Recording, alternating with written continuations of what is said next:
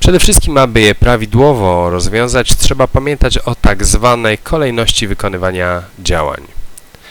Zawsze na początku wykonuje się działania w nawiasie. Mamy tutaj nawias, będziemy mieć do wykonania w pierwszej kolejności tego oto tutaj giganta. Więc jeżeli już to wiemy, możemy przejść dalej. W dalszej kolejności są tak zwane potęgi, potęgowanie i pierwiastkowanie. Na przykład x do potęgi n-tej, czyli powiedzmy 3 do drugiej, oraz pierwiastek n-tego stopnia z x. Na przykład pierwiastek drugiego stopnia, pierwiastek kwadratowy z liczby 2. Jeżeli się przyjrzymy, w naszym zadaniu nie mamy nic takiego w tej chwili do roboty, więc przechodzimy dalej. W dalszej kolejności wykonujemy dzielenie i mnożenie. Mamy to tutaj, tutaj oraz w tym miejscu, chociaż nie jest to zapisane. W dalszej kolejności po mnożeniu i dzieleniu wykonujemy dodawanie i odejmowanie, czyli będziemy mieć to do wykonania tutaj i tu w tym miejscu. Możemy sobie oznaczyć cyframi rzymskimi, jak będziemy wykonywać to działanie. W pierwszej kolejności wykonamy to, w drugiej kolejności wykonamy to. Dlaczego tak? Mnożenie i dzielenie są jednakowo ważne w matematyce, dlatego wykonujemy je w kolejności od lewej do prawej, zgodnie z taką strzałką. Czyli najpierw będziemy dzielić, a potem mnożyć, bo tak te działania pojawiają się tutaj w naszym zadaniu. Następnie, gdy już wykonamy to działanie, będziemy dodawać i odejmować. Zatem możemy sobie tutaj dopisać trójeczkę, że to jest trzecia kolejność i to również trzecia kolejność. Dodawanie i odejmowanie jest przemienne, więc tutaj możemy sobie albo wpierw odjąć, albo wpierw dodać.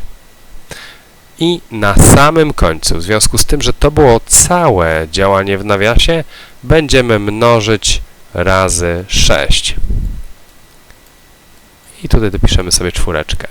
Mam nadzieję, że ten tok rozumowania jest dla Was jasny. Jeżeli jednak nie, dajcie znać w komentarzach, co mógłbym poprawić. Tymczasem przejdźmy do obliczeń. Przepiszmy sobie szósteczkę.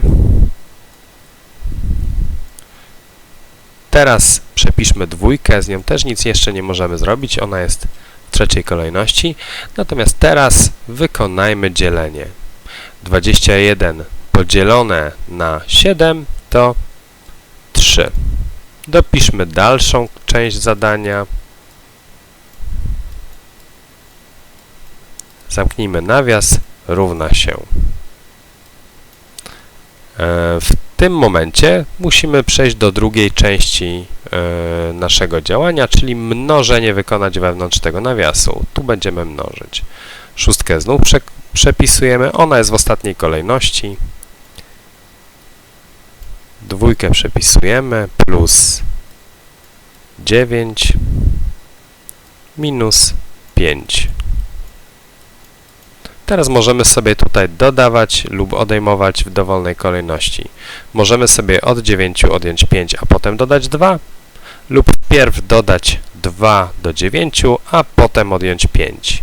Mam nadzieję, że już to zrobiliście i znacie wynik. Ja to zrobię powolutku, czyli 6, 2 dodać 9 to 11, minus 5 równa się 6, 11 minus 5 to jest 6. Skąd się wzięło tutaj działanie mnożenie? Pamiętajmy, że jeżeli przed nawiasem lub za nawiasem stoi jakaś liczba, a pomiędzy nawiasem a tą liczbą nie ma żadnego znaku, oznacza to, że musimy pomnożyć tę liczbę razy ten nawias. Skoro w nawiasie wyszło nam 6, a przed nawiasem było 6, a pomiędzy nawiasem a liczbą nie było żadnego innego znaku, to oznacza, że tam było mnożenie. Pomnóżmy zatem 6 razy 6 I to jest nasz końcowy wynik tego zadania. I to tyle na dziś. Daj znać w komentarzu, czy temat był jasny i co jeszcze warto wytłumaczyć. Nie zapomnij o lajku, subie i kliknięciu w ikonę wsparcia, jeśli chcesz pomóc mi działać dalej.